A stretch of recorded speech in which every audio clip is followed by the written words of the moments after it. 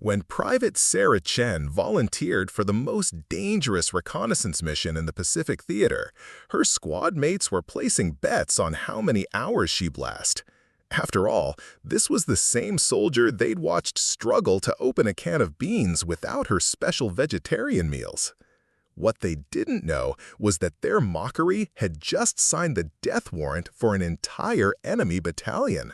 Before we jump back in, tell us where you're tuning in from, and if this story touches you, make sure you're subscribed because tomorrow I've saved something extra special for you. The mess hall at Camp Bridgewater fell silent every time Sarah Chen walked in with her metal lunchbox. While the other soldiers lined up for their standard military rations of beef stew, pork chops, and chicken, Sarah would sit alone at the corner table, methodically eating her carefully planned plant-based meals. The ridicule started almost immediately. "Hey, rabbit food!" Sergeant Marcus Thompson would shout across the crowded hall. "You sure you're gonna have enough energy to carry that 50-pound pack tomorrow?" The entire Delta squad would erupt in laughter, their voices echoing off the concrete walls. Sarah had joined the Army in 1943 during the height of World War II, driven by the same patriotic fervor that had swept across America after Pearl Harbor. But unlike her fellow soldiers, she carried with her a deeply held belief that had been shaped by her grandmother's teachings about respecting all living beings. Her vegetarianism wasn't just a dietary choice, it was a moral compass that guided every aspect of her life. The other members of Delta Squad couldn't understand it. Corporal Jake Morrison, a cattle rancher from Texas, would wave strips of jerky in her face during training exercises. "This here's what made America strong, Chen, not your little grass salads." Private Tommy Rodriguez would make exaggerated chewing sounds whenever she unpacked her meals of lentils, nuts, and dried fruits. Even their commanding officer, Lieutenant Colonel William Hayes, seemed skeptical. During one particularly grueling training session in the Virginia mountains, he pulled Sarah aside. "Chen, I need to know you can handle whatever we throw at you out there. The enemy isn't going to care about your dietary restrictions. When push comes to shove, soldiers need protein, they need strength, and they need to be able to rely on standard field rations." Sarah stood at attention, her jaw set with quiet determination. "Sir, with respect, I've completed every training exercise, met every physical requirement, and exceeded the marksmanship standards. My diet hasn't hindered my performance." Hayes studied her for a long moment. The young woman before him was certainly lean, but she was also wiry and quick. Her endurance scores were actually among the highest in the squad, and her ability to remain focused during extended operations was impressive. Still, doubt lingered in his mind. The real test of Sarah's resolve came during a 3-week survival training exercise in the Appalachian wilderness. Each soldier was given basic equipment and minimal rations, then dropped into separate sectors with instructions to make their way to designated extraction points. The exercise was designed to push them to their physical and mental limits. While her squad mates supplemented their meager rations by hunting rabbits, catching fish, and setting snares for small game, Sarah relied on her extensive knowledge of edible plants, roots, and berries. She had spent countless hours studying field guides and practicing plant identification, skills that her fellow soldiers had dismissed as useless hobby knowledge. On the 4th day, Private Rodriguez stumbled into base camp, defeated and malnourished after failing to catch any game. On the 6th day, Corporal Morrison was extracted due to severe dehydration. One by one, members of Delta Squad either completed the exercise early or were pulled out due to various difficulties. Sarah emerged on day 21, exactly as scheduled, having not only survived but thrived. Her uniform was clean, her equipment properly maintained, and her physical condition was better than some soldiers who had completed the exercise in half the time. She had sustained herself entirely on foraged plants, prepared using techniques she had learned from survival manuals and adapted to her dietary requirements. The debriefing session was uncomfortable for everyone involved. Lieutenant Colonel Hayes reviewed the reports with barely concealed amazement. "Chen, according to these logs, you maintained consistent energy levels, showed no signs of malnutrition, and actually gained muscle mass during the exercise. How is that possible?" Sarah had prepared for this question. Sir, plant-based nutrition, when properly planned, provides all necessary nutrients. I focused on high-protein legumes I found wild-growing, nuts for healthy fats, and a variety of greens for vitamins and minerals. I also practiced intermittent fasting, which helped me maintain mental clarity and physical endurance. Despite this impressive performance, the mockery from her squad mates continued. If anything, it seemed to intensify, as if her success threatened their fundamental beliefs about strength and survival. During mess hall conversations, they would loudly discuss their concerns about having a weak link in their unit when they eventually saw real combat. The opportunity for that combat came sooner than anyone expected. In early 1944, intelligence reports indicated increased Japanese activity in the remote islands of the South Pacific. High Command needed detailed reconnaissance of enemy positions on Kalahari Island, a small but strategically important piece of land that could serve as either a launching point for Allied operations or a fortress for Japanese defenders. The mission briefing was stark in its honesty about the dangers. Lieutenant Colonel Hayes addressed the assembled Delta Squad in the dim light of the operations tent. Gentlemen, and Chen, this is a 30-day reconnaissance mission behind enemy lines. You'll be dropped by a submarine 20 miles off the coast and will need to swim to shore with full equipment. Once on the island, you'll establish a hidden observation post and gather intelligence on enemy troop movements, fortifications, and supply lines. He paused, letting the gravity of the situation sink in. The island is approximately 15 miles long and 8 miles wide, covered in dense jungle with limited fresh water sources. Japanese patrols are frequent and aggressive. You'll be carrying 30 days of standard field rations, but if something goes wrong with your supply drop, or if the mission extends beyond that time frame, you'll need to live off the land. Sergeant Thompson raised his hand. Sir, what about extraction? How do we get out? A submarine will surface at designated coordinates exactly 30 days from insertion. If you miss that pickup, the next extraction window won't be for another 60 days. The Navy can't risk additional submarine operations in those waters. The room fell silent as the implications became clear. This wasn't just a dangerous mission, it was potentially a one-way ticket. Hayes continued, I need volunteers only. Anyone who wants to step back can do so now. No questions asked, no impact on your record. Every member of Delta Squad stepped forward, including Sarah. But she could see the doubt in their eyes when they looked at her. Corporal Morrison whispered something to Private Rodriguez that made him smirk. Even in this moment, facing potential death, they couldn't take her seriously as a soldier. The final preparation phase lasted 2 weeks. Every piece of equipment was checked and rechecked. Maps were memorized. Communication protocols were drilled until they became second nature. Emergency procedures were practiced in every conceivable scenario. During these preparations, Sarah made her own additional arrangements. While her squad mates focused on weapons maintenance and standard survival gear, she compiled a comprehensive mental catalog of tropical plant life that might be found on Pacific islands. She studied Japanese military tactics and patrol patterns. Most importantly, she practiced techniques for remaining undetected in jungle environments for extended periods. The night before departure, the squad gathered for what might be their final meal together. The conversation was subdued, each man lost in his own thoughts about the mission ahead. Sarah sat quietly, eating her carefully prepared vegetarian meal while her teammates consumed their steaks and potatoes. You know, Chen, Sergeant Thompson said, his voice lacking its usual mocking tone, maybe you should reconsider this mission.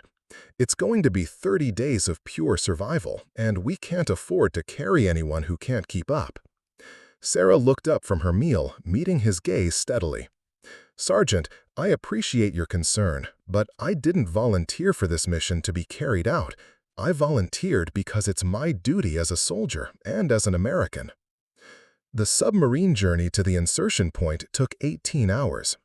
The cramped quarters and diesel fumes made everyone miserable. But Sarah found herself adapting more quickly than her meat-eating teammates to the limited food options and close confines. While they complained about the submarine's bland emergency rations, she quietly supplemented her meals with nuts and dried fruits from her personal supplies. As they approached the target coordinates, Lieutenant Hayes gathered the squad for final instructions. The tension was palpable. These 6 soldiers were about to be dropped into one of the most dangerous situations of the war, completely cut off from support, surrounded by enemies who showed no mercy to captured Americans. "Remember," Hayes said, his voice steady despite the circumstances, "we stick together, we complete the mission, and we all come home. No heroics, no unnecessary risks. 30 days of observation and intelligence gathering, then we get picked up and go home." But as Sarah checked her equipment one final time, she couldn't shake the feeling that nothing about this mission would go according to plan. The mockery and doubt from her squad mates had prepared her for one thing they hadn't considered. She was ready to survive alone if necessary. The submarine surfaced in complete darkness 20 miles from Kalahari Island. The Pacific Ocean stretched endlessly in all directions, and somewhere in that black water lay an island full of enemy soldiers waiting to kill them. Sarah Chen, the vegetarian soldier her squad had never taken seriously, was about to prove that survival wasn't about the food you ate, it was about the strength of your will and the sharpness of your mind. The frigid Pacific waters hit Sarah's body like a physical blow as she slipped from the submarine's deck into the inky blackness. 20 miles of open ocean separated Delta Squad from their destination, and every member carried 60 pounds of equipment sealed in waterproof containers. The swim would take them nearly 8 hours, assuming they could maintain their course in the treacherous currents. Sarah had always been a strong swimmer, but ocean swimming with full military gear presented challenges she had never faced. The weight distribution threatened to drag her down with every stroke, and the salt water stung her eyes and throat. Around her, she could hear the labored breathing of her squad mates as they fought against the Pacific swells. 2 hours into the swim, Private Rodriguez began falling behind. His heavy frame, which had served him well during hand-to-hand combat training, was now working against him in the water. Sergeant Thompson dropped back to assist him, but this created a dangerous situation for the entire squad. Their carefully calculated timeline was already falling apart. "We need to maintain formation," Lieutenant Hayes called out in a harsh whisper, barely audible over the sound of waves. "Rodriguez, you're slowing us down." Preparing and narrating this story took us a lot of time, so if you are enjoying it, subscribe to our channel. It means a lot to us. Now, back to the story. Sarah could see Rodriguez struggling, his breathing becoming increasingly erratic. Without hesitation, she swam over and began sharing the weight of his equipment pack, redistributing the load between them. Her lean frame moved through the water more efficiently than his, and she had been pacing herself more carefully throughout the swim. "Chen, what are you doing?" Thompson hissed.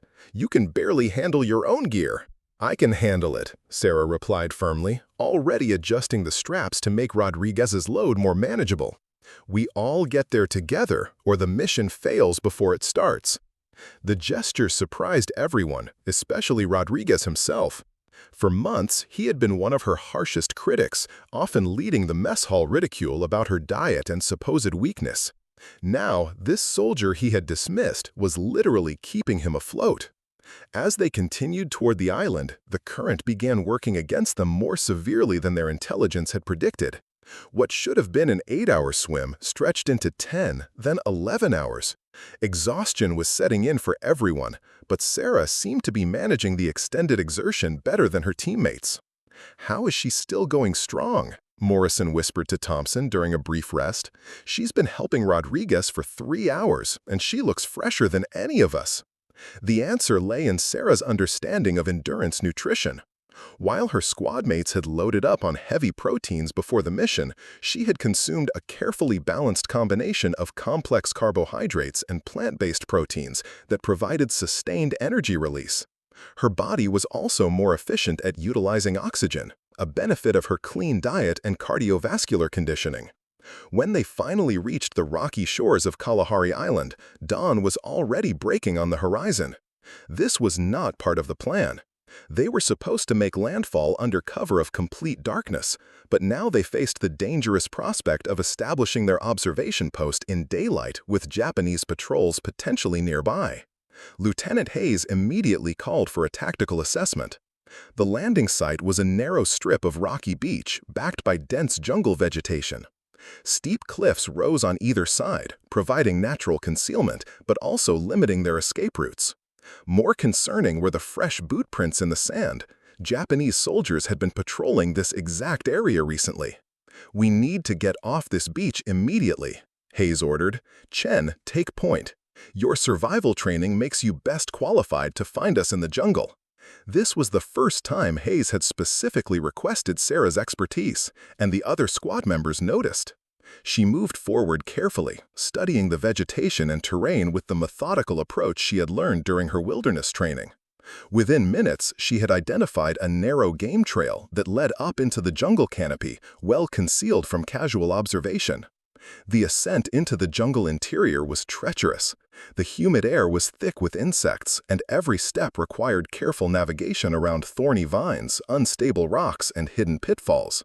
Sarah moved with surprising confidence, identifying safe passage routes and potential hazards before they became problems.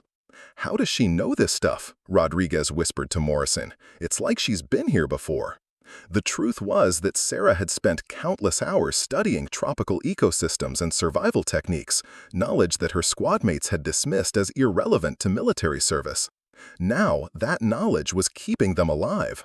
After 4 hours of careful movement through increasingly dense vegetation, Sarah identified what she considered an ideal location for their observation post. It was a natural depression in the ground, surrounded by thick bamboo stands and overlooking a valley that intelligence reports was a major Japanese supply route.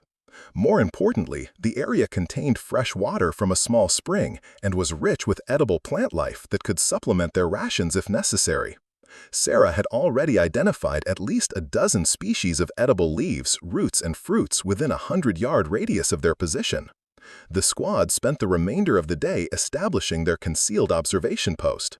They dug a camouflaged shelter, set up their radio equipment, and organized their supplies for a 30-day stay. The work was exhausting in the tropical heat, but Sarah seemed to adapt to the climate more quickly than her teammates. That evening, as they prepared their first meal on the island, the differences in their dietary approaches became apparent. The standard military rations were designed for quick energy, but were heavy, salty, and not well suited to the tropical climate. After consuming their regulation meals, most of the squad members felt sluggish and overly thirsty. Sarah supplemented her rations with fresh greens and fruits she had gathered, creating a more balanced and hydrating meal. She also prepared a natural electrolyte drink from coconut water and other plant sources, something that caught the attention of Lieutenant Hayes. "Chen, what exactly are you drinking?" "Natural electrolyte replacement, sir. The plant sources provide essential minerals without the sodium overload of our standard rations. It helps maintain hydration and energy levels in tropical climates."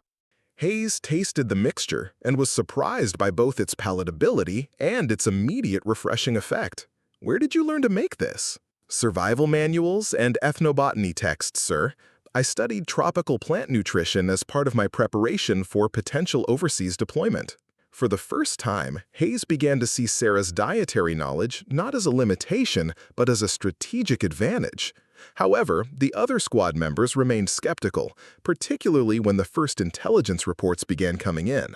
On their second day, Japanese patrol activity in the valley below was much heavier than expected. Instead of the small reconnaissance units their briefings had described, they were observing full platoons of heavily armed soldiers moving through the area with disturbing frequency. The enemy presence was significantly larger than intelligence had indicated. More troubling was the discovery of a concealed Japanese supply depot less than 2 miles from their position. Through their binoculars, they could see ammunition stockpiles, fuel reserves, and what appeared to be heavy weapons that could threaten Allied shipping in the area. "We need to report this immediately," Thompson said, reaching for the radio equipment. Hayes stopped him. "Negative. We maintain radio silence except for emergencies. Our job is to observe and document, not to engage or reveal our position." But the situation was rapidly becoming more complicated. Japanese patrols were moving closer to their area each day, and it was becoming clear that their 30-day timeline might not be realistic. The enemy was conducting what appeared to be a systematic search of the jungle, possibly looking for the exact type of reconnaissance team that Delta Squad represented. On the fourth day, disaster struck. During a routine patrol sweep, a Japanese unit passed within 50 yards of their concealed position. The squad held their breath as enemy soldiers moved through the underbrush, but one soldier seemed to notice something unusual about the vegetation near their shelter. The Japanese soldier approached their position slowly, his rifle ready. From her concealed position, Sarah could see that he was young, probably no older than herself, but his eyes were alert and suspicious. He was looking directly at the camouflaged entrance to their shelter. Sergeant Thompson had his knife ready, prepared to silence the enemy soldier if he discovered their position. But Sarah realized that killing this patrol member would only bring more attention to their area. Instead, she did something that none of her squad mates expected. She had noticed a family of wild boars moving through the jungle nearby, and she used a technique she had learned from wildlife observation studies. By mimicking the subtle sounds of disturbed jungle wildlife, she created the impression that the unusual vegetation signs were simply the result of animal activity. The Japanese soldier paused, listened to the sounds Sarah was creating, and then relaxed slightly.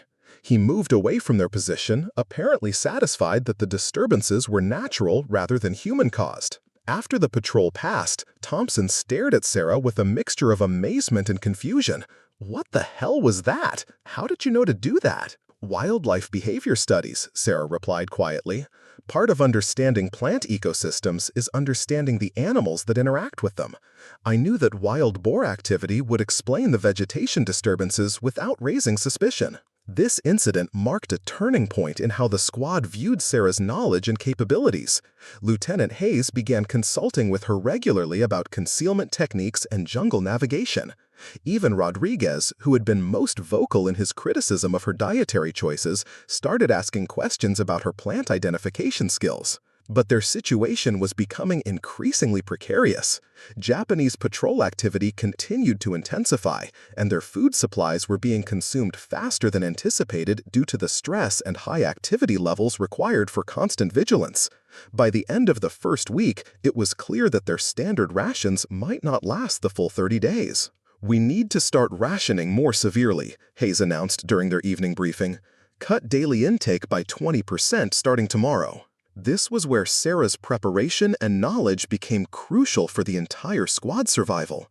While her teammates faced the prospect of hunger and reduced effectiveness, she had already identified sustainable food sources that could supplement their dwindling supplies without requiring them to hunt animals that might alert enemy patrols to their presence. She began teaching the other squad members to identify edible plants, showing them how to prepare nutrient-rich meals from jungle vegetation. Morrison, the Texas cattle rancher who had been most skeptical of plant-based nutrition, was surprised to discover that some of the leafy greens Sarah prepared were actually more satisfying and energy-providing than their standard rations. "This stuff actually tastes pretty good," he admitted reluctantly. "And I don't feel as sluggish after eating it." "Plant-based nutrition provides more stable blood sugar levels," Sarah explained. "It prevents the energy crashes you get from heavy, processed foods, especially in hot climates." As the second week progressed, the Japanese search operations became more systematic and thorough. It was clear that they were looking for something specific, and Delta Squad began to suspect that their insertion had been detected or anticipated. The breaking point came on day 12. A Japanese patrol discovered the remains of their equipment cache from the beach landing, waterproof containers that hadn't been properly concealed during their hasty departure from the landing site. Within hours, enemy search teams were combing the jungle with dogs and advanced detection equipment. Lieutenant Hayes made the difficult decision that would change everything. "We're going to have to split up. 5 soldiers together make too large a signature for concealment. We'll break into pairs and establish separate observation posts." The squad looked at each other with growing dread. Splitting up meant that if something went wrong, they couldn't support each other. It also meant that some soldiers would be isolated with partners they didn't trust or respect. Hayes continued, "Chen, you'll be with me. Your jungle skills give us the best chance of remaining undetected while maintaining our mission objectives." This assignment shocked everyone, particularly Sarah herself. Hayes was pairing himself with the soldier the rest of the squad considered the weakest link. But his reasoning was tactical rather than personal. He had observed Sarah's capabilities over the past 12 days and recognized that her unique skills were becoming essential to their survival. The other pairings were Thompson with Rodriguez and Morrison with Private Danny Walsh, the squad's communications specialist. Each pair would establish their own concealed position, maintain separate observation schedules, and communicate only through predetermined dead drop locations to avoid radio detection. As they prepared to separate, the mood was somber. They all understood that splitting up significantly reduced their chances of successful extraction. Some might make it to the pickup point in 18 days, but others might not survive at all. Rodriguez approached Sarah before they separated. "Hey, Chen, I wanted to say something. About all that stuff we said back at base camp, about your food and everything. I was wrong to give you such a hard time." Sarah nodded, accepting his apology without making him feel worse about his past behavior. "We all did what we thought was right with the information we had." As the three pairs moved off into different sections of the jungle, Sarah couldn't have known that she was about to face the most challenging test of survival in her military career, and that her vegetarian diet, the source of so much ridicule from her squad mates, would become the key to not only her own survival, but potentially the success of their entire mission. Lieutenant Hayes and Sarah had been moving through the dense jungle for 6 hours when they heard the distant sound that chilled their blood, the baying of tracking dogs. The Japanese search teams had brought in specialized hunting units, and the systematic grid search that had begun 3 days earlier was now closing in on their sector. "We need to find water," Hayes whispered urgently. "Running water will break our scent trail." Sarah had been thinking the same thing, but her approach was different. While Hayes was focused on immediate tactical escape, she was considering their long-term survival strategy. "Sir, there's a stream about 2 clicks northwest, but if we head there directly, we'll be following the most obvious escape route. They'll expect that." Hayes paused, studying her face in the filtered jungle light. Over the past 2 weeks, he had learned to trust Sarah's tactical instincts, which often differed from conventional military thinking, but proved remarkably effective. "What do you suggest?" "We mask our scent using natural methods, then move perpendicular to where they expect us to go. I can prepare compounds from certain plants that will confuse the dog's tracking ability." Within 30 minutes, Sarah had gathered and prepared a mixture of strong-scented jungle plants, including wild garlic, pungent herbs, and aromatic tree saps. She showed Hayes how to apply the mixture to their boots and equipment, creating a scent barrier that would make tracking significantly more difficult. The technique worked better than Hayes had hoped. As they moved carefully through the underbrush, they could hear the search dogs becoming confused and agitated in the distance. The natural compounds were overwhelming the animal's ability to distinguish human scent from the complex bouquet of jungle odors. But their escape from the immediate threat revealed a larger problem. As they established a new concealed position on a ridge overlooking the valley, Sarah's binoculars picked up something that made her stomach sink. Japanese forces were not just searching randomly, they were systematically destroying potential food and water sources throughout the jungle.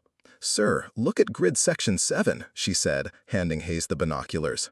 Hayes observed Japanese soldiers contaminating stream sources with what appeared to be chemical agents, cutting down fruit trees, and burning areas of edible vegetation.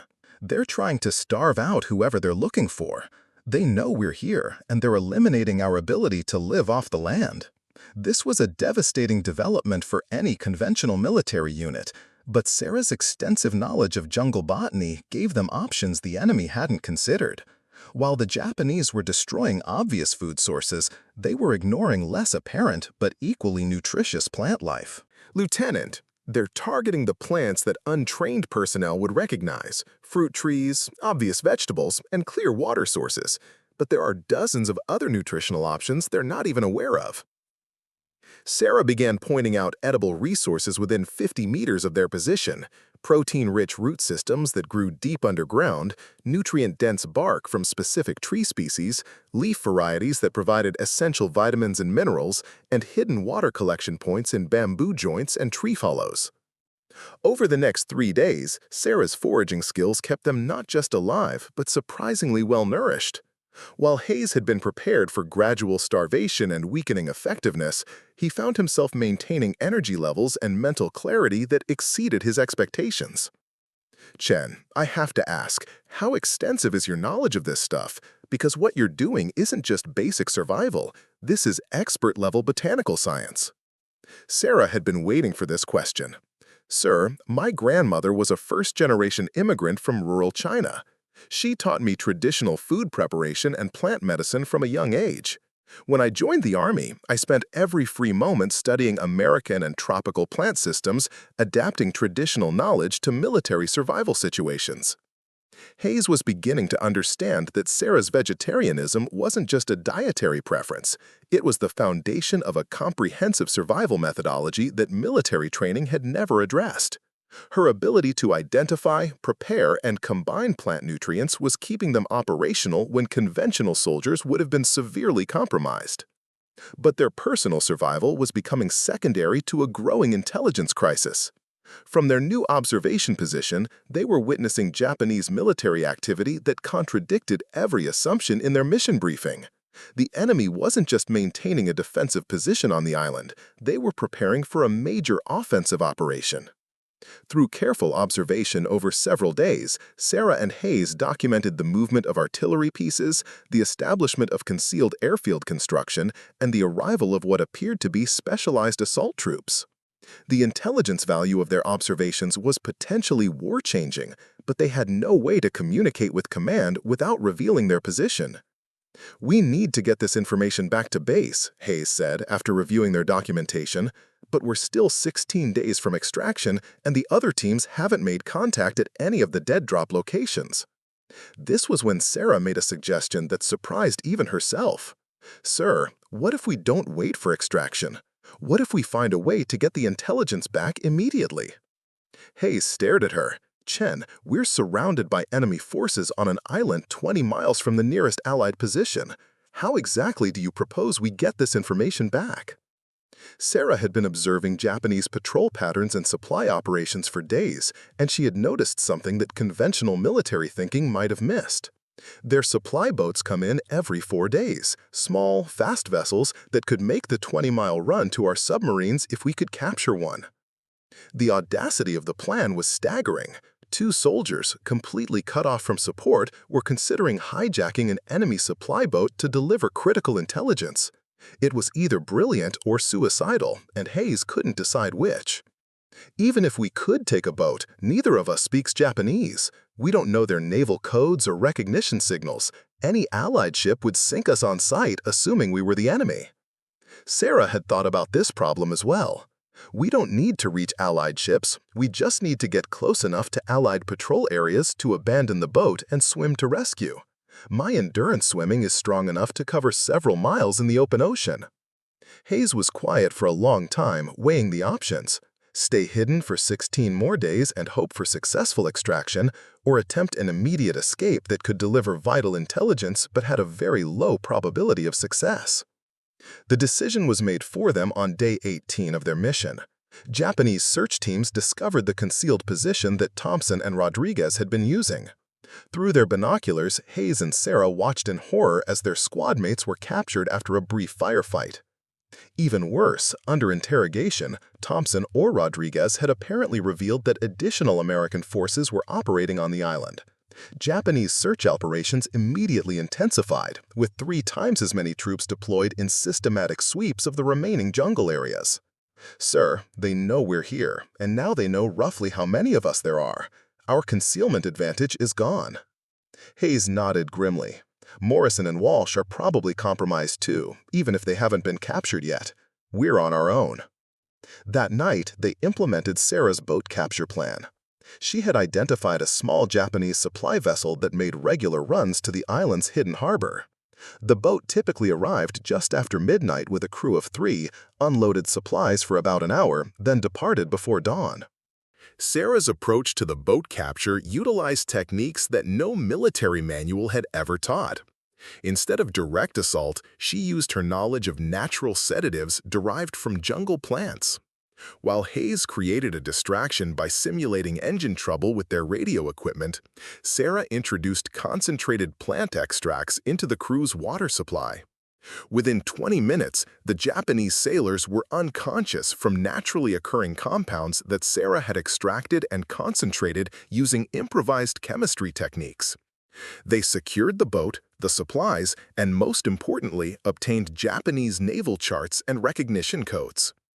"How did you know that would work?" Hayes asked as they prepared to navigate the captured vessel. "Traditional plant medicine includes numerous natural sedatives and tranquilizers. I adapted the extraction and concentration methods using equipment from our survival gear." The escape attempt began at 0300 hours. Sarah had studied the boat's operation during her reconnaissance, and while she wasn't an expert navigator, she understood enough about small craft operations to get them moving toward Allied waters. The real challenge came at dawn when Japanese patrol vessels began searching for their missing supply boat. Hayes monitored radio communications while Sarah maintained their course toward the coordinates where American submarines were known to operate. "Chen, we've got problems. Radio chatter indicates they've figured out what happened. There are at least 6 patrol boats converging on our general area." Sarah had anticipated this possibility. "Sir, we need to make ourselves look like a disabled Japanese vessel rather than escapees. I can create smoke that looks like engine failure, and we can use distress procedures from their own naval codes." For the next 6 hours, Sarah maintained the deception while gradually moving toward Allied patrol areas. Her understanding of Japanese radio procedures learned by listening to enemy communications during their reconnaissance mission allowed them to buy crucial time before the pursuing vessels realized they were being deceived. At 1400 hours, they spotted the periscope of an American submarine surfacing in response to their improvised distress signals. But they also spotted Japanese patrol boats closing in from 3 directions. "This is it," Hayes said, preparing their emergency identification procedures. "We abandon ship and swim for the submarine. If we can get within 100 yards, they should be able to provide covering fire." Sarah had been preparing for this moment throughout the escape. She had waterproofed their intelligence materials, organized their equipment for rapid abandonment, and calculated the swimming distance required to reach safety. The final swim to the American submarine was the most harrowing experience of Sarah's military career. Japanese patrol boats were firing at them while they struggled through rough seas, weighted down with critical intelligence materials that could change the course of the war in the Pacific. Hayes was struggling with the distance and the weight of the equipment. "Chen, I can't make it. Take the intelligence and go." Sarah had faced this exact decision once before, during the initial swim to the island when she had chosen to help Rodriguez rather than prioritize her own survival. Now, with the fate of potentially thousands of Allied lives hanging in the balance, she made the same choice. "Do we go together or not at all, sir?" She redistributed their gear, applied swimming techniques she had learned during her extensive physical training, and helped Hayes maintain the pace necessary to reach the submarine before Japanese patrol boats could close within effective firing range. They reached the submarine's rescue nets with less than 50 yards to spare. As Japanese patrol boats closed in, the American submarine submerged with Hayes, Sarah, and their intelligence materials safely aboard. But their rescue was only the beginning of a larger crisis. During their debriefing with Submarine Command, the full scope of Japanese preparations on Kalahari Island became clear. The intelligence they had gathered indicated that Japan was planning a major offensive operation that could threaten Allied supply lines throughout the South Pacific. More immediately concerning was the fate of the other Delta Squad members. Thompson and Rodriguez were confirmed captured. Morrison and Walsh were missing and presumed captured. And Sarah and Hayes were the only members of their reconnaissance unit to successfully escape with vital intelligence. Lieutenant Private Chen, the submarine commander, addressed them in his small briefing room. The intelligence you've provided changes everything we thought we knew about Japanese capabilities in this sector. But I need to understand how two soldiers managed to survive 18 days behind enemy lines, evade capture when your entire unit was compromised, capture an enemy vessel, and successfully navigate 20 miles of enemy-controlled waters to reach us. Hayes looked at Sarah, then back at the commander. Sir, it was Private Chen's survival skills and tactical knowledge that made our escape possible. Her understanding of jungle resources, natural chemistry, and unconventional combat techniques kept us operational when standard military doctrine would have failed. The submarine commander studied Sarah with new interest. Private Chen, your service record indicates specialized training in botanical survival methods. Is that accurate? Yes, sir. I believe that understanding natural resources and environmental adaptation provides tactical advantages that complement traditional military training. What the submarine commander didn't yet realize was that Sarah's vegetarian diet and the extensive plant knowledge it had required her to develop had not only kept her alive, but had potentially altered the strategic balance in the Pacific theater. The intelligence she and Hayes had delivered would lead to Allied preemptive strikes that would prevent a Japanese offensive capable of extending the war by months or years. But Sarah's most difficult challenge still lay ahead. As their submarine headed back to Allied headquarters, she couldn't stop thinking about Thompson, Rodriguez, Morrison, and Walsh, the squad mates who had mocked her dietary choices and questioned her capabilities, but were now prisoners of war, facing uncertain fates in Japanese custody. The soldier who had been dismissed as the weak link in Delta Squad was now faced with a terrible knowledge. Her survival skills and escape had likely saved thousands of Allied lives, but her squad mates, men she had served with, trained with, and, despite everything, cared about, were still trapped behind enemy lines. As the submarine dove deeper into Allied-controlled waters, Sarah Chen, the vegetarian soldier who had survived 30 days behind enemy lines, was already planning her next mission. Because for her, survival had never been just about staying alive. It had always been about bringing everyone home. The Allied command center at Pearl Harbor buzzed with urgent activity as Sarah and Lieutenant Hayes were rushed from the submarine dock to the highest levels of Pacific Theater intelligence operations.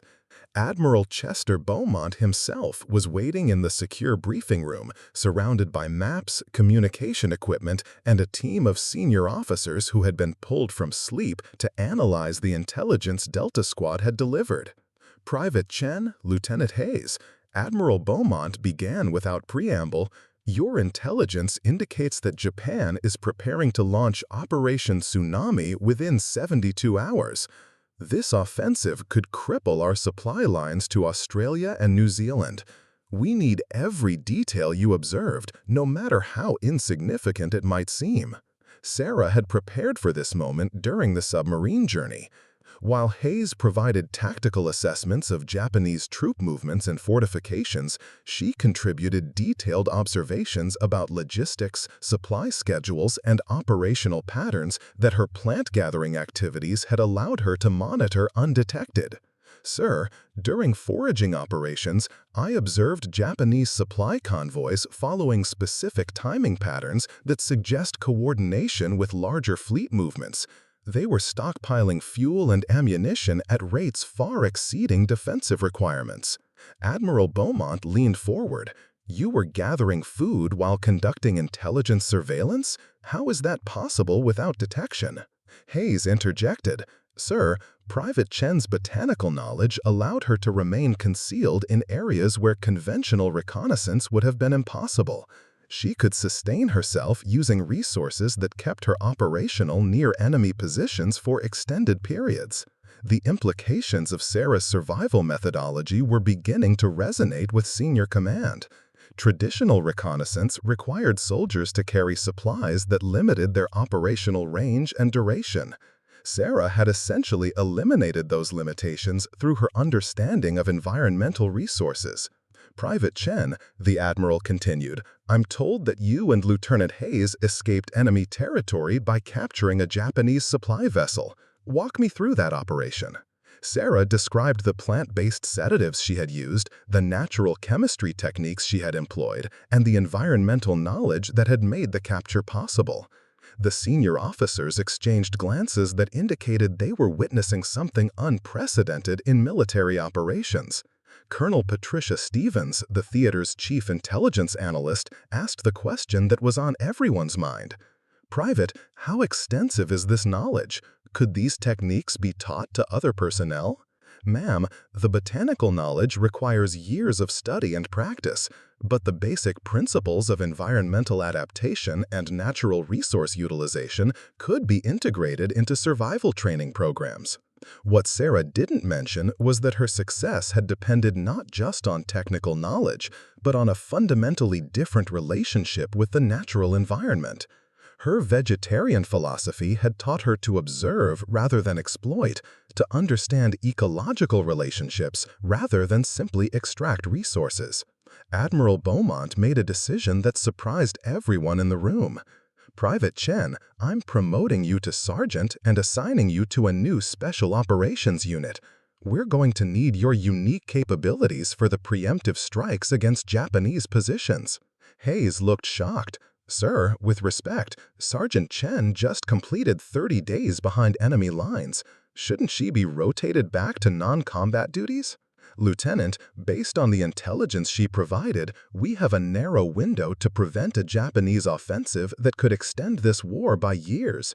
Her survival skills and reconnaissance abilities are exactly what we need for deep penetration missions." Sarah felt a mixture of pride and terror. She was being recognized for capabilities that her original squad had mocked, but she was also being asked to return to the type of dangers she had just escaped. More troubling was the knowledge that her squad mates were still in enemy custody. "Sir, what about Thompson, Rodriguez, Morrison, and Walsh? Do we have any intelligence about their status?" Admiral Beaumont's expression grew somber. "Sergeant, we have reports that suggest your former squad mates are being held at a Japanese prisoner facility on Kalahari Island. Unfortunately, prisoner rescue operations are not currently feasible given the strategic importance of our preemptive strikes." The words hit Sarah like a physical blow. Her survival and escape had made her a valuable military asset, but her squad mates, men who had doubted her but had still been her brothers in arms, were being abandoned to focus on larger strategic objectives. Colonel Stevens continued the briefing. "Sergeant Chen, your new unit will conduct advanced reconnaissance for Operation Pacific Storm, our preemptive strike against Japanese offensive positions. You'll be working with personnel who have been selected specifically for unconventional warfare capabilities." Over the next 48 hours, Sarah was introduced to her new team. Master Sergeant Diana Foster, a former park ranger with extensive wilderness survival experience. Corporal Kevin Murphy, a marine biologist who had enlisted after Pearl Harbor. Lieutenant Marcus Bell, a former hunting guide from Alaska. And Captain Rebecca Torres, a military engineer with expertise in improvised equipment and chemical systems. This team was unlike any military unit Sarah had previously encountered. Instead of dismissing her botanical knowledge, they were eager to learn from it. Foster had similar environmental skills from different ecosystems. Murphy understood marine survival techniques. Bell contributed cold weather and tracking expertise, and Torres could engineer solutions using natural materials. This team was unlike any military unit Sarah had previously encountered. Instead of dismissing her botanical knowledge, they were eager to learn from it. Foster had similar environmental skills from different ecosystems. Murphy understood marine survival techniques. Bell contributed cold weather and tracking expertise, and Torres could engineer solutions using natural materials. This team was unlike any military unit Sarah had previously encountered. Instead of dismissing her botanical knowledge, they were eager to learn from it. Foster had similar environmental skills from different ecosystems. Murphy understood marine survival techniques. Bell contributed cold weather and tracking expertise, and Torres could engineer solutions using natural materials. Chen, Captain Torres said during their first team meeting, "I've reviewed your escape report. The natural chemistry you used for sedatives is fascinating, but I think we can enhance those techniques using basic engineering principles. For the first time in her military career, Sarah was working with people who saw her vegetarian knowledge as a strategic advantage rather than a personal quirk. The team dynamic was completely different from Delta Squad. Instead of mockery and skepticism, there was mutual respect and collaborative problem-solving. Their first mission was scheduled for 6 days after Sarah's return from Kalahari Island. Intelligence indicated that Japanese forces were establishing forward positions on 3 smaller islands that would support their planned offensive. The new Special Operations Team was tasked with infiltrating these positions, gathering detailed intelligence, and, if possible, conduct sabotage operations. But Sarah couldn't focus entirely on the new mission. During off-duty hours, she researched everything available about Japanese prisoner-of-war facilities and treatment protocols. What she learned was disturbing. American prisoners were often subjected to harsh interrogation, inadequate food, and brutal working conditions. The thought of Thompson, Rodriguez, Morrison, and Walsh enduring such treatment because of a mission she had escaped was unbearable. Sarah began developing an unauthorized plan that combined her new special operations training with her personal determination to rescue her former squad mates. "Chen, you're distracted," Master Sergeant Foster observed during a training exercise. "Your mind isn't on the mission." Sarah hesitated, then decided to trust her new team leader. "Sergeant, my former squad mates are prisoners on Kalahari Island. I can't stop thinking about them." Foster studied her carefully. "You feel responsible for their capture because you escaped? I feel responsible because my survival skills could potentially get them out, but command has written them off as strategically unimportant." Foster was quiet for several minutes. As a former park ranger, she understood the bonds formed between people who depended on each other for survival in dangerous environments. "Chen, what would a rescue operation require?" The question surprised Sarah. She had expected Foster to remind her about following orders and focusing on assigned missions. Instead, her new team leader seemed to be considering the feasibility of an unauthorized rescue. It would require infiltrating the same island where we just escaped, locating a hidden prisoner facility, breaking out 4 soldiers, and getting everyone off the island without compromise to our current mission. In other words, Foster said with a slight smile, exactly the type of operation that our new Special Ops team has been trained to conduct. Over the next 3 days, Sarah discovered that her new team shared her concerns about abandoned personnel. Captain Torres had lost a brother in an earlier Pacific operation where rescue had been deemed strategically impossible. Corporal Murphy had seen Marine units abandon wounded personnel due to mission priorities. Lieutenant Bell had watched hunting companions die because of inadequate survival knowledge. The team made an unofficial decision that violated direct orders but aligned with their personal military ethics. They would conduct the authorized reconnaissance mission on the 3 forward islands, but they would also attempt a rescue operation for Sarah's former squad mates. "This has to be completely off the books," Captain Torres explained. "If we're caught, command will deny any knowledge of our actions. We'll be court-martialed and probably imprisoned." Sarah felt a surge of gratitude toward these soldiers who barely knew her but were willing to risk their careers to help rescue men they had never met. "Why would you do this? You don't owe my squad mates anything." Master Sergeant Foster answered for the group. "Because if we were captured, we'd want someone like you planning our rescue. Soldiers don't abandon soldiers, regardless of what command decides is strategically important." The mission planning for their dual operation was incredibly complex. They had to accomplish their assigned reconnaissance objectives while also preparing for an unauthorized rescue that would require completely different equipment, tactics, and timing. Sarah's botanical knowledge became crucial for both missions. Her ability to sustain the team using natural resources would allow them to operate for extended periods without supply drops. Her understanding of natural camouflage and scent masking would help them avoid detection during multiple infiltrations. Most importantly, her familiarity with Kalahari Island's terrain and Japanese patrol patterns would be essential for locating and reaching the prisoner facility. Captain Torres engineered specialized equipment using Sarah's natural chemistry knowledge. They created enhanced sedatives, improved camouflage compounds, and emergency medical supplies derived from plant materials that would be available on the target islands. Corporal Murphy provided marine infiltration expertise, planning underwater approaches that would allow them to reach multiple islands without detection by Japanese naval patrols. Lieutenant Bell contributed tactical planning for moving through hostile territory with minimal signatures. 3 days before their scheduled departure, Sarah received news that changed everything.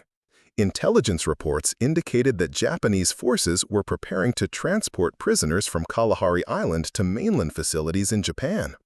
If Thompson, Rodriguez, Morrison, and Walsh were moved to the Japanese mainland, rescue would become impossible. The transport is scheduled for 5 days from now, Colonel Stevens informed Sarah during a routine briefing. Once those prisoners reach Japan, they're beyond any rescue capability we might develop. Sarah felt the weight of time pressure crushing down on her. Their official mission was scheduled to begin in 3 days, but the prisoner transport meant they had less than 5 days to complete both operations. That evening, she gathered her team for an emergency planning session. We have to accelerate everything. If we don't get to Kalahari Island within 5 days, my squad mates will be permanently beyond reach. Master Sergeant Foster nodded grimly.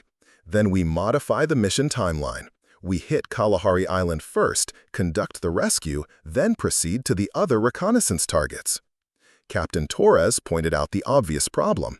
If we rescue prisoners from Kalahari Island, Japanese forces throughout the region will be on high alert. Our subsequent reconnaissance missions will be much more dangerous. Sarah realized that her team was being asked to choose between mission success and loyalty to captured soldiers. The decision would define not only their military careers, but their personal integrity as warriors. "I can't ask you to prioritize my squad mates over our assigned mission," Sarah said quietly. Lieutenant Bell spoke up. "You're not asking, we're choosing. Some things matter more than military efficiency." The final mission plan was audacious even by special operations standards. They would infiltrate Kalahari Island, locate and rescue 4 prisoners of war, escape without compromising their team, then conduct reconnaissance missions on 3 additional Japanese-held islands, all within a 7-day timeline that left no margin for error. As Sarah prepared her equipment for what would be her second infiltration of Kalahari Island in less than 2 weeks, she reflected on how dramatically her situation had changed.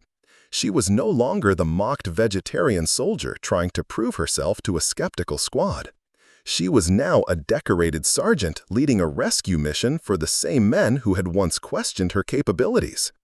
But she also understood that this mission would either vindicate everything she believed about survival, teamwork, and military ethics, or it would end in disaster that could compromise critical Allied operations in the Pacific theater.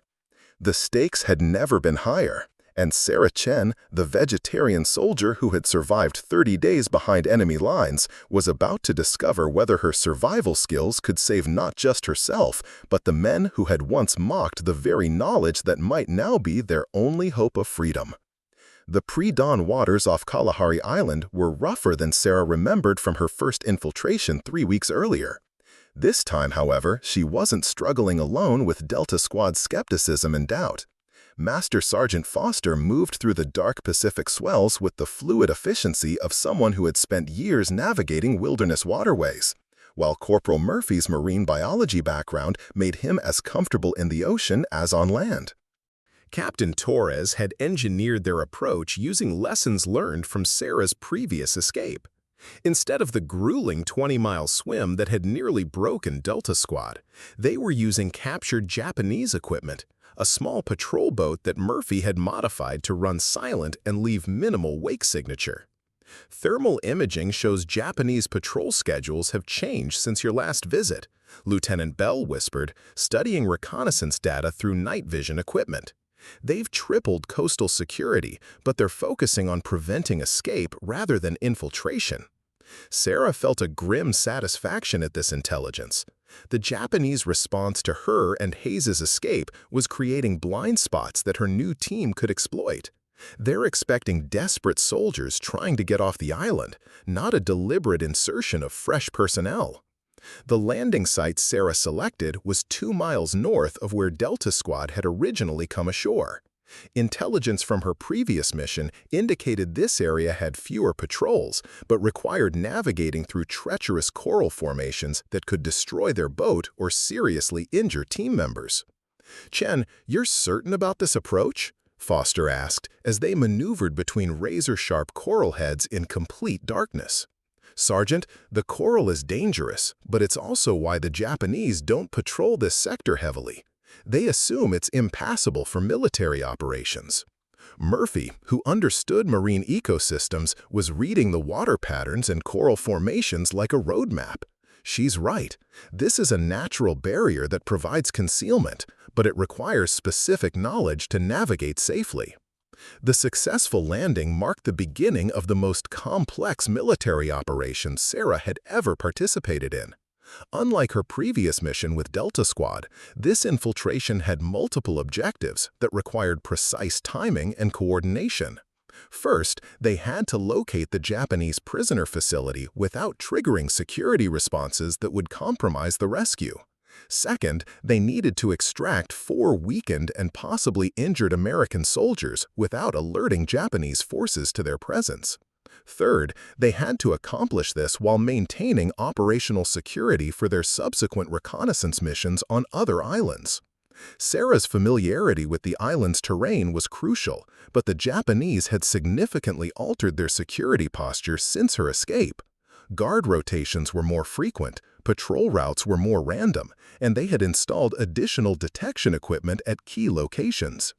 "The jungle canopy is our best concealment," Sarah explained as they moved inland, "but they've cleared significant areas and established kill zones that didn't exist during my previous mission." Foster studied the terrain through thermal imaging equipment. "How do we reach the suspected prisoner location without crossing those cleared areas?" Sarah had been thinking about this problem since their mission planning began. There's an underground cave system that connects to natural springs throughout the island. During my foraging activities, I mapped several access points that could provide concealed movement. The cave infiltration was unlike anything in standard military training. Sarah led the team through narrow underground passages, some partially flooded, others requiring crawling through spaces barely wide enough for a human body. Her botanical knowledge proved essential for identifying safe air passages and avoiding toxic gas accumulations that could be fatal in enclosed spaces. "How did you learn about these caves during a reconnaissance mission?" Captain Torres asked as they emerged near the suspected prisoner facility. Plant root systems indicated underground water sources and air currents that suggested larger cave formations. I explored them while gathering food resources, thinking they might provide emergency shelter or escape routes. The prisoner facility was more heavily fortified than intelligence reports had indicated. Through careful observation, the team identified guard positions, patrol schedules, and security protocols that presented significant challenges for any rescue attempt. More troubling was the condition of the prisoners themselves. Through binoculars, Sarah could see Thompson, Rodriguez, Morrison, and Walsh in a work detail, and their physical deterioration was severe. They had lost significant weight, showed signs of injuries, and moved with the slow, careful movements of men operating at the limits of their endurance. "They're in bad shape," Bell observed grimly. "Even if we extract them successfully, they may not be capable of the physical demands required for escape and evasion." Sarah felt a surge of anger at the treatment her former squadmates were receiving, but she forced herself to focus on tactical solutions. "That's why we need to use techniques that minimize their physical demands during extraction." The rescue plan Sarah developed utilized every unconventional skill her team possessed. Torres engineered a compound derived from Sarah's plant chemistry that would create confusion and disorientation among the guards without causing permanent harm. Murphy planned an underwater escape route that would bypass Japanese coastal patrols. Foster contributed wilderness evasion techniques that would keep them concealed during the most vulnerable phases of the operation. But the most innovative aspect of the plan involved Sarah's understanding of Japanese military psychology and her previous experience with their search procedures. Instead of a violent assault that would trigger a massive response, they would create the appearance of an internal security failure that would focus Japanese attention inward rather than on external threats. We make it look like the prisoners escaped due to guard negligence rather than enemy action, Sarah explained. This delays organized pursuit and misdirects their search efforts. The execution began at 0200 hours, during a shift change that Sarah had observed during her reconnaissance. Torres's chemical compounds, introduced through the ventilation system Sarah had identified, created gradual disorientation among the guards without triggering immediate alarm responses. Sarah and Murphy infiltrated the prisoner compound while Foster and Bell established perimeter security and escape routes. The reunion with her former squadmates was emotionally overwhelming, but Sarah forced herself to maintain operational focus. "Thompson, it's Chen. We're getting you out of here, but you need to follow my instructions exactly." Thompson stared at her with a mixture of disbelief and desperate hope. "Chen, how is that possible? You're supposed to be dead or captured." "I'll explain later. Right now, we need to move quietly and quickly." The physical condition of the prisoners was worse than Sarah had anticipated. Rodriguez could barely walk due to infected injuries. Morrison was suffering from malnutrition-related weakness, and Walsh appeared to be in early stages of dysentery. Moving 4 severely compromised soldiers through hostile territory would require every survival technique Sarah had learned. "Listen to me," she whispered urgently. "I know you're weak, but I can provide nutrition and medical support using natural resources. You need to trust my methods completely." The irony wasn't lost on any of them. The soldiers who had mocked Sarah's vegetarian diet and plant knowledge were now dependent on those exact skills for their survival and freedom. Sarah immediately began administering natural medicines she had prepared during their infiltration. Antiseptic compounds from tree bark for Rodriguez's infections, electrolyte replacement drinks from coconut water and mineral-rich plants for Morrison's weakness, and anti-diarrheal preparations from specific root systems for Walsh's digestive problems. "This stuff actually works," Thompson whispered in amazement, as Sarah's preparations began providing relief for symptoms that had been plaguing them for weeks. The escape from the prisoner compound required navigating through the same cave system Sarah had used for infiltration, but now with 4 additional personnel who were in compromised physical condition. The underwater sections were particularly challenging, as the prisoners lacked the strength for extended breath-holding. Murphy's marine expertise became crucial during these phases. He had engineered improvised breathing apparatus using materials Torres had prepared, allowing the weakened prisoners to manage underwater passages that would otherwise have been impossible. The most dangerous moment came when they emerged from the cave system near the coast. Japanese search teams had discovered the prisoner escape and were conducting systematic sweeps of the island. Searchlights and tracking dogs were being deployed in patterns that threatened to cut off their extraction points. "We're surrounded," Foster reported through hand signals. "Japanese units are converging on this sector from 3 directions." Sarah made a tactical decision that drew on everything she had learned about Japanese military psychology and search procedures. Instead of hiding and hoping to avoid detection, she created deliberate false trail indicators that would lead search teams away from their actual position. Using techniques she had developed during her original 30-day survival period, Sarah established scent trails, disturbed vegetation patterns, and equipment traces that suggested the escaped prisoners were moving inland toward the island's mountainous interior rather than toward coastal extraction points. "You're making it look like we're heading for long-term hiding rather than immediate escape," Torres observed as Sarah prepared the deception. "Exactly.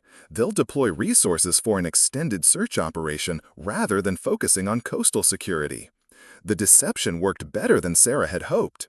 Japanese search teams followed the false trails inland, allowing her team and the rescued prisoners to reach Murphy's underwater extraction route.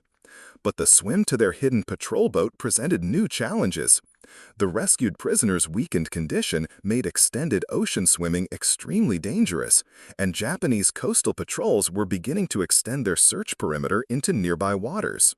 Sarah's endurance swimming capabilities, which had been crucial during her original escape, now became essential for keeping her former squad mates alive during the extraction.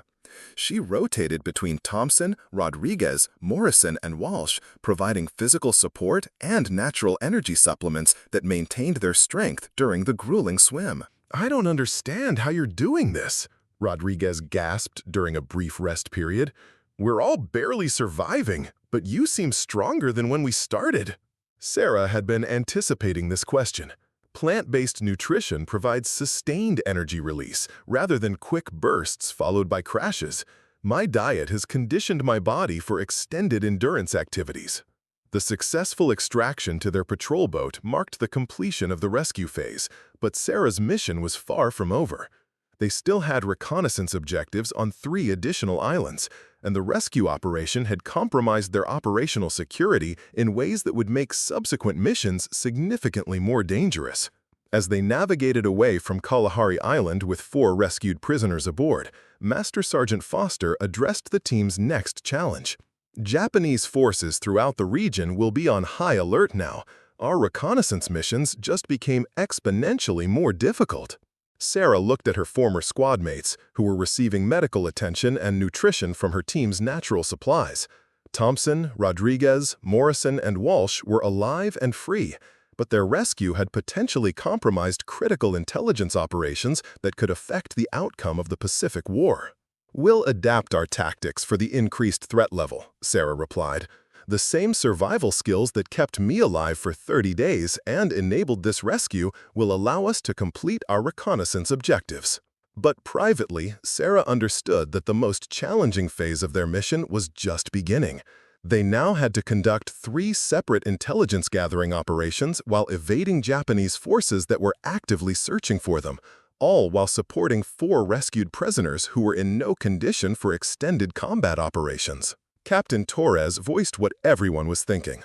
"Chen, we need to modify our approach for the remaining targets. Standard reconnaissance protocols won't work with Japanese forces this alert and our current personnel situation." Sarah nodded, already formulating plans that would push her survival knowledge and her team's unconventional capabilities to their absolute limits. The vegetarian soldier who had once been mocked for her dietary choices was now responsible for not only keeping her rescued squadmates alive, but completing intelligence missions that could prevent a Japanese offensive capable of extending the war by years. The stakes had never been higher, and Sarah Chen was about to discover whether her plant-based survival methodology could sustain complex military operations under the most extreme conditions imaginable. The storm hit without warning as Sarah's team navigated toward their first reconnaissance target, Coral Ridge Island. 30-foot swells tossed their small patrol boat like a toy, while lightning illuminated the black Pacific in terrifying flashes. Thompson, Rodriguez, Morrison, and Walsh, already weakened from their imprisonment, were becoming dangerously dehydrated from seasickness. "We need to find shelter or we're going to lose them," Master Sergeant Foster shouted over the howling wind, pointing to the rescued prisoners who were barely conscious in the boat's cramped compartment. Sarah was studying their charts while fighting her own battle against the violent motion. The storm was pushing them off course toward a cluster of uncharted reef formations that could either provide life-saving shelter or destroy their boat entirely. "There's a protected cove system 2 miles northeast," she called back. "But intelligence reports indicate possible Japanese weather observation posts in that area." Captain Torres, who was struggling to keep their engine operational in the rough seas, made the tactical decision. "We take the risk. Dead prisoners don't provide intelligence value, and dead operatives don't complete missions." The approach to the reef system required navigation skills that none of them had trained for. Sarah found herself drawing on knowledge from her grandmother's stories about traditional Pacific navigation techniques, combined with her understanding of how ocean currents interacted with underwater formations. "Watch the wave patterns around those rocks," she directed, Murphy, who was manning their improvised navigation equipment. "The watercolor changes indicate depth variations that could guide us to safe passage." The successful navigation into the protected cove marked a turning point in their mission. They had found temporary shelter, but they had also discovered something that changed their understanding of Japanese operations in the region. The cove contained the remains of a sophisticated Japanese weather monitoring station that had been hastily abandoned. More importantly, it contained communication equipment and operational documents that provided unprecedented intelligence about Japanese defensive preparations throughout the island chain. "This is bigger than our original mission scope," Lieutenant Bell observed as he examined captured Japanese charts. "These documents show defensive positions on 12 islands, not just the 3 we were assigned to reconnoiter." Sarah was providing medical care to the rescued prisoners using natural remedies she had prepared during the storm. Her plant-based treatments were proving remarkably effective. Rodriguez's infections were clearing, Morrison was regaining strength, and Walsh's digestive problems were resolving. "How is this possible?" Thompson asked, watching Sarah prepare another dose of natural medicine. "Military doctors couldn't help us, but your plant stuff is actually making us better?" Sarah had been expecting this conversation since the rescue. Traditional medicine often targets symptoms rather than underlying nutritional and immune system deficiencies. Plant-based treatments address root causes while supporting the body's natural healing processes. The irony was profound. The same soldiers who had mocked her vegetarian diet at Camp Bridgewater were now witnessing firsthand how plant-based nutrition and medicine could restore health and operational capability under extreme conditions. But their medical success was creating a new tactical problem. The rescued prisoners were recovering faster than anticipated, which meant they were becoming capable of participating in the remaining reconnaissance missions rather than simply surviving them. "Chen," Rodriguez said quietly, "I know we gave you a hard time back at base, about your food, your methods, everything. We were wrong." Sarah felt a complex mixture of vindication and sadness. She had proven her capabilities beyond any doubt, but the validation had come at the cost of her squad mates' suffering and near-death experience. "We all did our jobs with the knowledge we had," she replied diplomatically. "What matters now is completing the mission and getting everyone home safely." Master Sergeant Foster had been monitoring Japanese radio communications using equipment from the abandoned weather station. "Chen, we've got a problem. Japanese naval units are conducting systematic searches of every island in this region. Our rescue operation triggered a security response that's much larger than we anticipated. The captured communications revealed that Japanese command suspected Allied special operations throughout the Pacific Island chain. Instead of viewing the prisoner escape as an isolated incident, they were treating it as evidence of a coordinated intelligence campaign. They're deploying resources for anti-infiltration operations on every island we need to reconnoiter," Captain Torres analyzed. "Our reconnaissance missions just became exponentially more difficult." Sarah studied the Japanese operational documents while formulating new tactical approaches. Their response is based on conventional special operations assumptions. They're expecting military-style infiltration and extraction patterns. Lieutenant Bell understood the implication immediately. "You're suggesting we use unconventional methods that don't match their operational profiles?" "Exactly. My survival techniques during the original 30-day mission succeeded because they weren't based on standard military doctrine. Japanese forces are preparing for conventional special operations, not botanical survival methodology." The plan Sarah developed for their remaining reconnaissance objectives was unlike anything in military operational manuals. Instead of traditional infiltration techniques, they would use extended-duration survival methods that allowed them to remain undetected on target islands for weeks while gathering intelligence. The key was Sarah's understanding of how to sustain human life using natural resources in ways that left minimal detection signatures.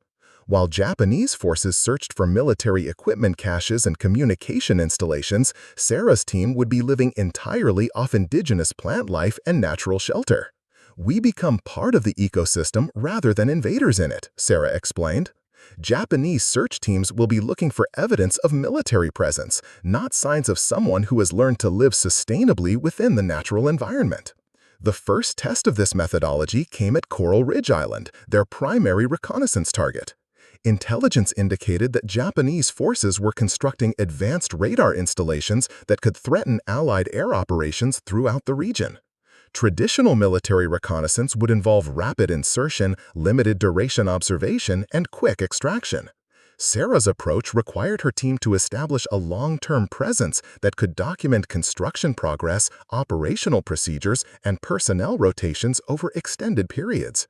"We're essentially becoming permanent residents of an enemy-controlled island," Foster summarized, using survival techniques to maintain operational capability without any external support. The infiltration of Coral Ridge Island demonstrated the effectiveness of Sarah's methodology. While Japanese security forces conducted aggressive patrols searching for military infiltrators, Sarah's team remained undetected by using camouflage and concealment techniques based on natural ecological principles. Sarah's botanical knowledge allowed them to identify shelter locations that provided protection while appearing completely natural to casual observation. Her understanding of edible plants ensured nutrition that maintained physical and mental performance without requiring supply drops or equipment caches that could be discovered. Most importantly, her experience with natural medicine meant that minor injuries, illnesses, and infections could be treated using indigenous plant resources rather than military medical supplies that would indicate foreign presence. "This is remarkable," Corporal Murphy observed after a week of undetected observation. "We're gathering more detailed intelligence than rapid reconnaissance could provide, and we're doing it with zero logistical footprint." The rescued Delta Squad members were adapting to Sarah's survival methods with growing amazement and respect. Thompson, who had been the most vocal critic of her dietary choices, was now learning plant identification techniques that kept him operational in conditions that would have overwhelmed conventional soldiers. "Chen, I need to ask you something," Morrison said during their second week on Coral Ridge Island. "When we were making fun of your vegetarian stuff back at camp, did you know it would be this important?" Sarah considered the question carefully. "I knew that understanding nutrition and natural resources was valuable for survival situations. I didn't anticipate how extensively those skills would be needed for military operations." What she didn't mention was that her vegetarian philosophy had taught her to observe and understand rather than simply exploit natural systems. This fundamental difference in approach was what made her survival techniques so effective and so difficult for conventional military thinking to detect or counter. The intelligence they gathered on Coral Ridge Island exceeded all mission expectations. Sarah's team documented not only the radar installation construction, but also discovered evidence of a massive underground communication center that connected Japanese operations throughout the Pacific Theater. "This changes our understanding of Japanese command and control capabilities," Bell reported as they prepared to move to their second target. "They're not just building defensive positions, they're creating an integrated intelligence network that could compromise Allied operations across thousands of square miles."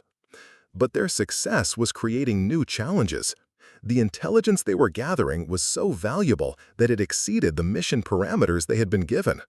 Sarah found herself in the position of making strategic decisions that could affect the entire Pacific campaign. "We need to get this information back to command immediately," Foster argued. "The communication center intelligence alone could save thousands of Allied lives." Sarah faced a tactical dilemma that tested every principle she had developed during her military career. They could abort their remaining reconnaissance missions to deliver the critical intelligence they had already gathered, or they could continue with their original objectives and risk losing information that could change the war's outcome. "If we leave now, we complete 1/3 of our assigned mission, but deliver intelligence that exceeds our original objectives. If we continue, we risk losing everything if we're captured or killed." The decision was complicated by the presence of her rescued squad mates. Thompson, Rodriguez, Morrison, and Walsh were now operational contributors rather than protected evacuees, but they were also men who had already endured captivity and torture. Asking them to accept additional risks for intelligence gathering raised ethical questions about duty versus survival. "Chen," Thompson said quietly, "whatever you decide, we're with you. You saved our lives. Now we want to help you complete the mission." The conversation marked a complete transformation in the relationship between Sarah and her former Delta Squad critics. They had moved from mockery and doubt to complete trust and respect for her capabilities and judgment. Captain Torres provided the tactical analysis that influenced Sarah's final decision. The communication center intelligence is actionable immediately. Our remaining reconnaissance targets are important, but they're not time-sensitive. We can return to complete those objectives after delivering what we've already discovered. Sarah made the command decision to abort their remaining reconnaissance missions and return to Allied headquarters with the critical intelligence about Japanese communication networks. It was a choice that prioritized strategic value over mission completion, but it reflected her understanding that flexible adaptation was more important than rigid adherence to original plans. As they prepared to leave Coral Ridge Island after 2 weeks of undetected observation, Sarah reflected on how dramatically the mission had evolved. They had begun with simple reconnaissance objectives, but had discovered intelligence that could reshape Allied strategy throughout the Pacific theater. More personally, she had transformed from a mocked vegetarian soldier into a respected special operations leader whose unconventional methods had proven superior to traditional military doctrine under extreme conditions.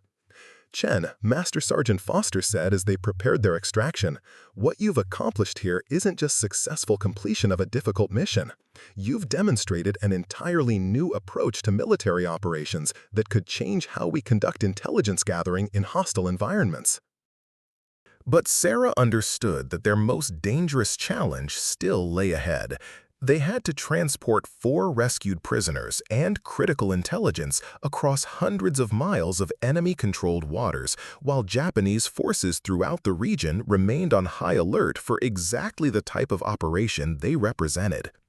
The vegetarian soldier who had survived 30 days behind enemy lines was about to face her ultimate test, not just of survival, but of leadership under conditions that would determine whether her revolutionary approach to military operations could deliver strategic victory or catastrophic failure. The journey back to Allied headquarters became a 3-day nightmare that tested every survival skill Sarah had developed throughout her military career. Japanese naval patrols had quadrupled in response to their operations, forcing the team to navigate through hostile waters using techniques that no military manual had ever documented. Sarah's approach to the return voyage reflected her fundamental understanding of environmental adaptation versus conventional evasion. Instead of trying to outrun or hide from Japanese search vessels, she guided their small patrol boat to mimic the movement patterns of local fishing craft and debris fields. "We're moving too predictably," Corporal Murphy observed as they spotted another Japanese patrol on the horizon. "They're going to identify us as military if we maintain standard evasion patterns."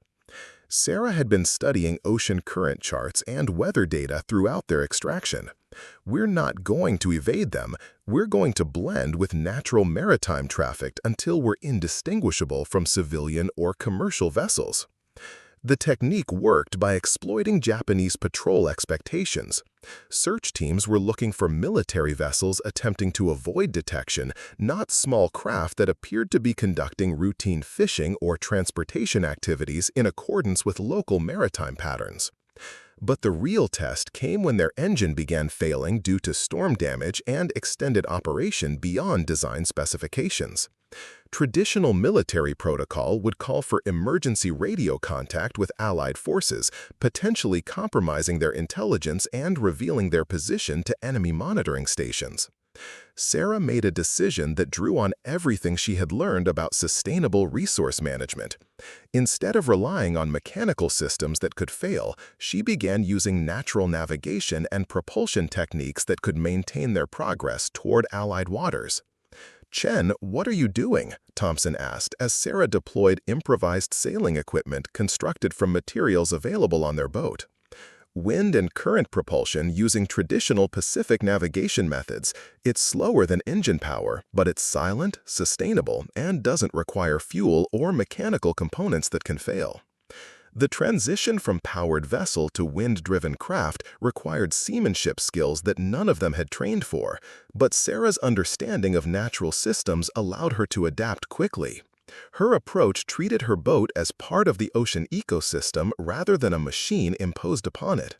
Master Sergeant Foster, who had wilderness navigation experience, began to understand the sophistication of Sarah's methodology. You're not just using survival techniques, you're applying ecological principles to military operations. Exactly. Natural systems have been solving resource and navigation challenges for millions of years.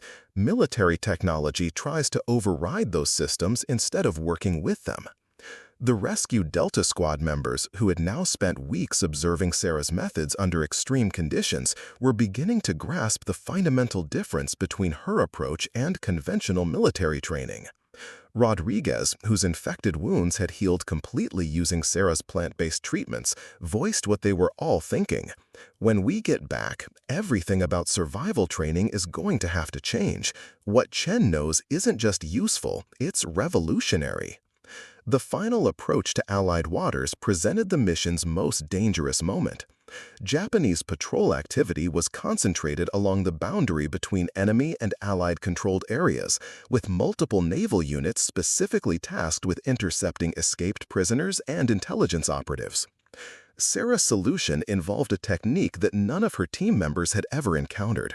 Instead of attempting to penetrate the Japanese naval blockade, she planned to use natural ocean phenomenon to transport them through the defensive perimeter undetected.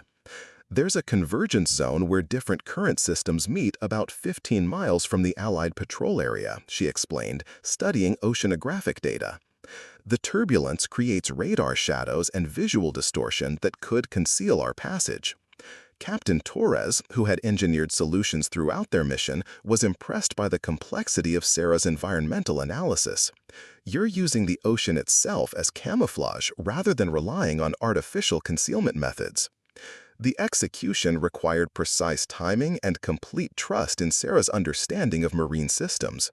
They had to enter the convergence zone at exactly the right moment to use its concealment properties while avoiding the dangerous currents that could destroy their boat or carry them away from their intended destination. As they approached the turbulent waters, Sarah felt the weight of responsibility for 8 lives and intelligence that could change the Pacific War's outcome. Everything she had learned about survival, leadership, and environmental adaptation was being tested in this final challenge. The passage through the convergence zone was terrifying.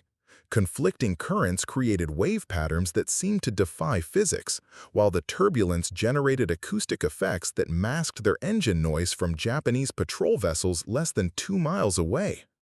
"I can't believe this is working," Walsh whispered as they navigated through the chaotic water while Japanese ships passed nearby, unable to detect their presence. Sarah's confidence in natural systems proved justified.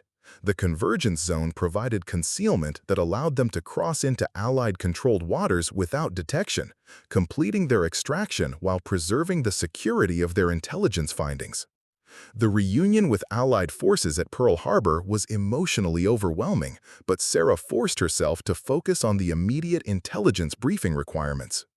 Admiral Beaumont and his staff were waiting for their report, and the information they carried could influence major strategic decisions within hours. "Sergeant Chen," Admiral Beaumont began, "your team's intelligence about Japanese communication networks has already changed our understanding of enemy capabilities. The raid we're planning based on your findings could cripple Japanese coordination throughout the Pacific theater." Sarah felt profound satisfaction at this validation, but her attention was focused on her team's welfare and the broader implications of their mission's success. "Sir, I need to emphasize that this mission succeeded because of collaborative adaptation rather than individual heroism. Every team member contributed specialized knowledge that was essential for our operational success." Lieutenant Hayes, who had shared Sarah's original 30-day survival experience, was present for the debriefing. "Admiral, I can confirm that Sergeant Chen's survival methods represent a fundamental advancement in special operations capability. Her techniques allowed sustained operations that conventional military doctrine couldn't support." The formal recognition came 3 days later. Sarah was awarded the Distinguished Service Cross for extraordinary heroism, but more importantly, she was assigned to develop new survival and reconnaissance training programs that would integrate her botanical knowledge with standard military education. "Chen," Admiral Beaumont said during the award ceremony, "you've proven that innovation in military thinking can come from unexpected sources. Your vegetarian background, which others saw as a limitation, became the foundation for operational capabilities that exceeded anything we thought possible. The transformation in her relationship with Thompson, Rodriguez, Morrison, and Walsh was complete and permanent. They had moved from mockery and doubt to profound respect and genuine friendship based on shared survival experiences and mutual reliance. Chen, Thompson said during their final meal together before reassignment, "I want you to know that you saved more than our lives. You showed us that strength comes in forms we never understood. I'm going to spend the rest of my military career making sure other soldiers learn what you taught us." Sarah felt deep gratitude for this acknowledgement, but she also understood that her real achievement was broader than individual recognition or career advancement. Her survival during 30 days behind enemy lines had proven that vegetarian nutrition could sustain military operations under extreme conditions. Her rescue of captured squad members had demonstrated that plant-based knowledge could enable operational capabilities that conventional training couldn't provide. Most importantly, her leadership of complex intelligence missions had shown that environmental adaptation could be more effective than technological superiority. 6 months later, Sarah was running the newly established Environmental Survival Institute at Fort Campbell, teaching advanced botanical survival techniques to special operations personnel from all branches of the military. Her methods were being integrated into training programs throughout the Allied forces. Today, we're going to learn how plant identification can provide not just nutrition, but tactical advantages in hostile environments, she told a class of skeptical Green Beret trainees who reminded her of her old Delta squad. The irony made her smile. She was now teaching survival skills to soldiers who initially reacted to her vegetarian background with the same doubt and mockery she had faced years earlier. But Sarah understood that skepticism was natural and healthy. Her job wasn't to convince soldiers to become vegetarians. It was to show them that understanding natural systems could make them more effective warriors and better survivors. The letter from Rodriguez arrived on a Tuesday afternoon. "Chen, our new reconnaissance unit just completed a 40-day mission in the Philippines using your techniques. 0 casualties, complete mission success, and we sustained ourselves entirely on indigenous plant resources. The Japanese never detected our presence because we learned to live as part of the environment rather than intruders in it. You changed everything about how we think about survival and military operations." Similar reports were coming in from operations throughout the Pacific Theater. Sarah's methods were enabling missions that had previously been considered impossible, while reducing casualties and logistical requirements for extended special operations. As she stood in the Virginia wilderness, teaching another group of skeptical soldiers how to identify edible plants and prepare natural medicines, Sarah reflected on the journey that had brought her from mocked vegetarian recruit to respected military innovator. The squad had mocked her diet until she survived 30 days behind enemy lines. They had questioned her strength until she rescued them from enemy captivity. They had doubted her leadership until she guided complex intelligence operations that helped win the Pacific War. But Sarah's real victory wasn't proving her critics wrong. It was demonstrating that diversity in thinking, background, and approach could strengthen military effectiveness rather than weaken it. The vegetarian soldier who had once eaten alone in the mess hall was now teaching survival skills that would save countless lives and enable military operations that would help bring the war to a faster conclusion. Her diet had never been about being different. It had been about understanding that strength, survival, and success could come from sources that conventional thinking had never considered. Up next, you've got 2 more standout stories right on your screen. If this one hits the mark, you won't want to pass these up. Just click and check them out. And don't forget to subscribe and turn on the notification bell so you don't miss any upload from us.